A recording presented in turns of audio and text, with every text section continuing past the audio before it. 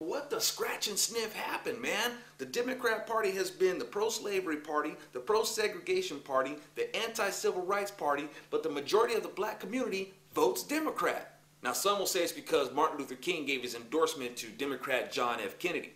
This supposedly happened after Robert Kennedy made a few phone calls to get Martin Luther King released from jail. But that same Robert Kennedy that made a few phone calls to get Martin Luther King released from jail is the same Robert Kennedy that gave the okie dokie to J. Edgar Hoover to tap Martin Luther King's phone.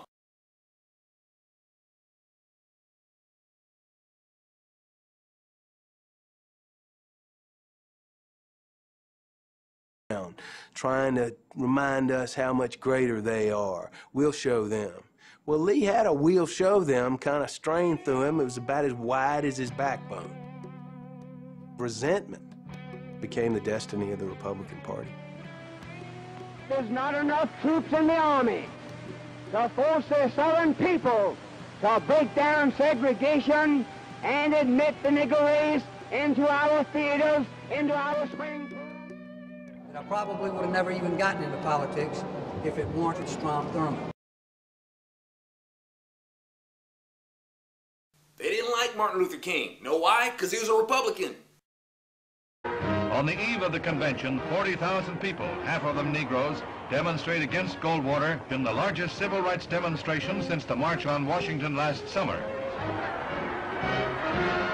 I am compelled to urge Negroes and all people of goodwill to vote against him.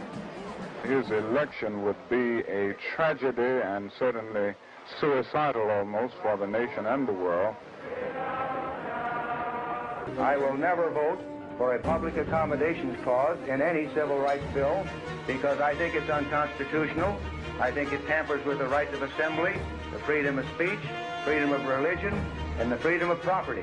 I've commented at length on the relationship between blacks, Democrats, and the Republican Party. Videos like Begin Deprogramming, where I examine that often asked question, why is it that the majority of the black community consistently votes Democrat? What's funny is that you kind of have to scratch your head and wonder, why is it that the majority of the black community votes Democrat? Bill Rogers has got somewhat of a, and to his credit, it's a decent feeling, somewhat of a sort of blind spot on black, because he's, been in the RFP and all the rest.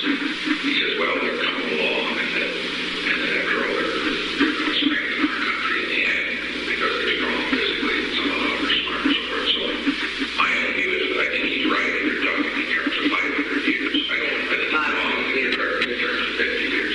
What has to happen is that they have to be frankly inbred. And that's the only thing that's going to do it for us.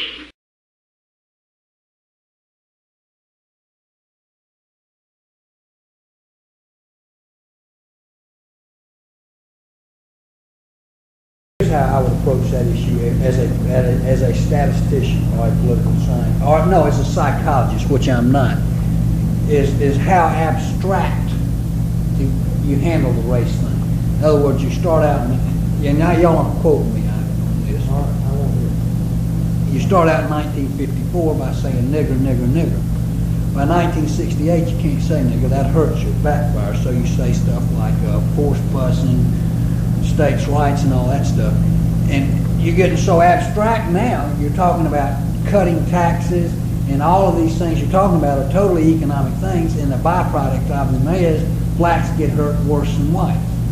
And subconsciously, maybe that is part of it. I'm not saying that, but I'm saying that if it is getting that abstract and that coded, that we're doing away with the racial problem one way or the other. You follow me? Because obviously sitting around saying we want to cut taxes, we want to cut this, and we want is much more abstract than even the busing thing, and a hell of a lot more abstract than nigger, you know. I believe in states' rights. And of course, those who fall for this are too brainwashed to see that the people at the Tea Parties aren't going to punish them for showing up. The ones who punish them for showing up are the people who accuse the Tea Parties of being racist. The NAACP, for example, the National Association for the Advancement of Crime People. And if the Hispanic voting bloc becomes as committed to the Democrats as the African American voting bloc has in the past, why we're in trouble as a party and I think as a nation.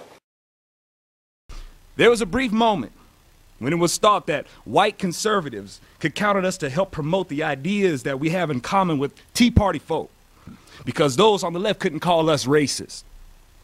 But I've always tried to remind people that that's not really going to work, because they don't call us racist. They got other words for us. Terms that demonstrate their bigotry as they project their hateful dispositions onto us. The Tea Party is portrayed as an event that doesn't welcome people of color. The truth is, people of color are in high attendance at tea parties, not because they're not welcome. A big part of why they don't come is because there is a leftist culture that is scaring them into not going. I'm prepared, if the NAACP invites me, I'll go to their convention and talk about why the African American community should demand paychecks and not be satisfied with food stamps. There's also a dark vein of intolerance in some parts of the party. What I mean by that is they still sort of look down on minorities. How can I evidence that? When I see a former governor say that the president is shucking and jiving, that's a racial era slave term. When I see another former governor after the president's first debate where he didn't do very well, says that the president was lazy. Now, it may not mean anything to most Americans, but to those of us who are African Americans, the second word is shiftless, and then there's a third word that goes. Okay, so the question is, why am I a Republican?